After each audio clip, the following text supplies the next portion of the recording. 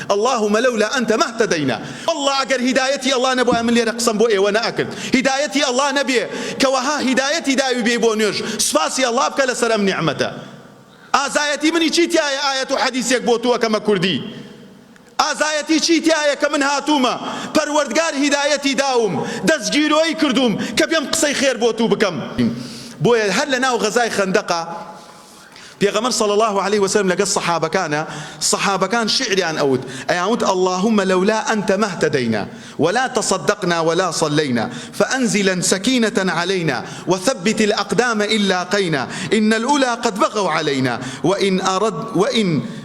وإن أرادوا فتنة أبينا. بيغمر عليه الصلاة والسلام ببان شاني مبارك يا خول هات خواروا خول أنشت سرو ريشي مباركي لقل أنا أويتو أبينا صحابة جنجكان سيلو إيمان يقينك. اللهم لولا أنت ما اهتدينا ولا تصدقنا ولا صلينا يعني شيء فلولا أن الله وحده هو المتفضل بالهداية لوقعنا في الضلال مثل أبي لهب وأبو طالب. الصحابة كان شيني رشد عماري كري ياسر صهيبي رومي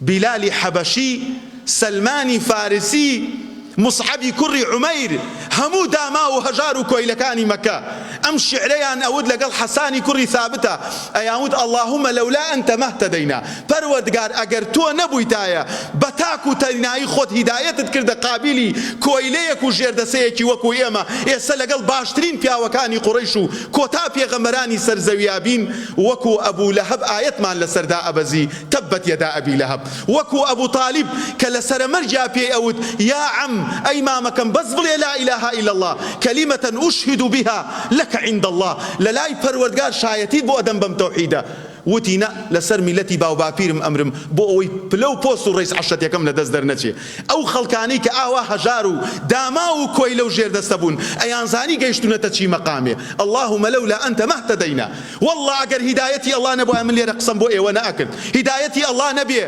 كوها هدايتي داوي بيبونيوش سفاسي الله بك لسرم نعمته آزايتي مني چيتي آية حديثيك بوتوا كما كردي آزايتي چيتي آية كمن هاتوما پروردگار هدايتي داوم دزگيروي كردوم كبيم قصي خير بوتو بكم لكاتيك هزاران كسية لهاو تمني من بطلبي طلبك شي ناشم دانشتو لسرميزيك دجايتي إسلامكاو لناوي إسلامي شخو بناوي إسلامي شو إيش أكا.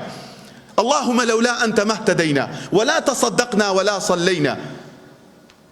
بويا أفرمن فأنزلا سكينة علينا خذ سكنا إيمان بو بنيرة وثبت الأقدام إن لاقينا فامنحنا يا ربنا سكينة والاستقرار وثبت أقدامنا إن لاقينا الأعداء فيما نجيرك خود زاني إيما هي ونمان برانبر قريش برانبر 10,000 نفر بوستين إيما خلشي هجار ورشوروتين إيما داماو بيك سكارين شيرمان بينية تيرمان بينية تنانزقشمان برسية خود فيما راجيرك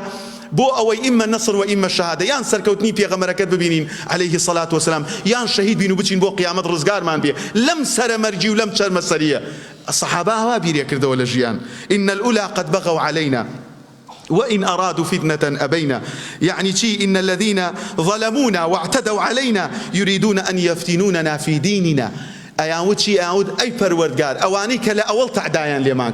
كرد كسكار مانيان كش كمال وثروت وسامان مانيان مصادرة كرد هاتونا يستش أياني ولي ظلمان ليبكن بوشي بمان جيرنو سر كفر وشركة كي جاران مان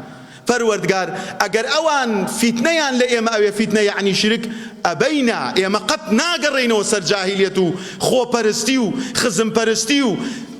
إنا كنا قوم أهل الجاهلية نسيء الجوار ونقطع الأرحام ونعبد الأصنام ويأكل القوي منا الضعيف. جعفري كري أبي طالب أفرمي إما قومك جاهل نزان بوين قورة بتشوشي أخوار بتمان أبرس كسكار من تعدامان ليكتري أكرد هيج تيك من بهيج ونبو خواهي نامان يسر أما